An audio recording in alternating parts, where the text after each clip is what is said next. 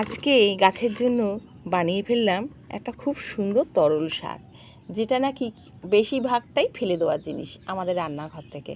তো দেখো তাদের মধ্যে কি আছে, যেগুলো ফেলে দেওয়ার জিনিস সেগুলোর মধ্যে রয়েছে আলুর খোসা, পেঁয়াজের খোসা, রসুনের খোসা, এইটা ব্যবহার করা চা পাতা, চাল ধোয়ার জল এবং ফ্যান, এগুলো তো আমরা সমস্তই ফেলে দিই। আর শুধু কিনে দিয়েছি একটু সর্ষের খোল, এখানে 3 মুঠো সর্ষের খোল দিয়ে নিয়েছি। আর দিয়েছি গুড়, তবে গুড়টাও ফেলে দেওয়ার জিনিস, কারণ 1 বছর হয়ে গেছিলো, সেই জন্যে গুড়টা নষ্ট হয়ে গেছিলো, সেইটা ওই দিয়ে দিয়েছি একটু গুড়। সব মিলিয়ে সুন্দর করে রেখে দিয়েছি। এটা দেবো 1 সপ্তাহ পর। এটা গাছের পক্ষে ভীষণ ভালো খাবার।